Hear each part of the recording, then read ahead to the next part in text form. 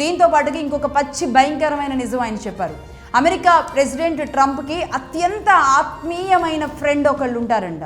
ఏదైనా సరే అతనికి తెలిసిన తర్వాత ఇంకొకరికి తెలుస్తుంది. అలాంటి అంత బాండింగ్ ఉన్న ఫ్రెండ్ చనిపోయాడు 6 నెలల క్రితం.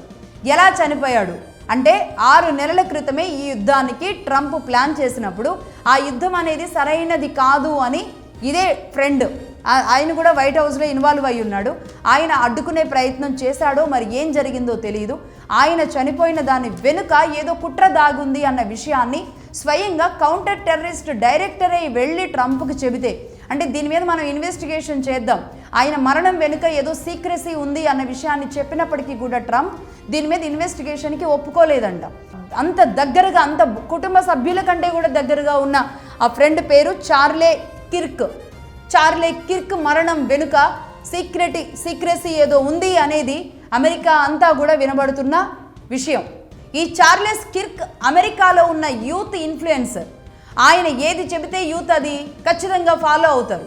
అలాంటి ఆయన ఇరాన్ మీద యుద్ధం సరైంది కాదు, ట్రంప్ చేస్తున్నది తప్పు అన్న విషయాన్ని ఆనాడే బయటకు వచ్చి చెబితే కనుక మొత్తంగా అమెరికా యూత్ మొత్తం వైట్ హౌస్ మీద తిరగబడే అవకాశాలు ఉంటాయి. ట్రంప్కు వ్యతిరేకంగా యుద్ధాలు వచ్చే అవకాశాలు అమెరికాలో ఉంటాయి. కాబట్టే 6 నెలల క్రితమే అతన్ని ఎవరో మట్టుబెట్టారు. దాని వెనుక జరిగిన సీక్రెసీ ఏంటి బయటికి తీసుకురావాల్సిన అవసరం ఉందని స్వయంగా కౌంటర్ టెర్రరిజం డైరెక్టర్ చెబితే కూడా పట్టించుకోలేదు ట్రంప్. దీని మీద ఇన్వెస్టిగేషన్ కూడా ఆయన ముందుకు అడుగు వేయలేదు. అంటే దీన్ని బట్టి ఏమర్థమవుతుంది? 6 నెలల క్రితమే ఆయన మరణం జరిగిన ఆ సమయంలోనే ఇరాన్ మీద యుద్ధానికి స్కెచ్ వేశారు. నెంబర్ 1, యుద్ధం మొదలు కావడానికి ముందు, అంటే దాదాపుగా 7 ఏడాది ముందు 12 రోజుల పాటు అక్కడ ఒక యుద్ధం జరిగింది.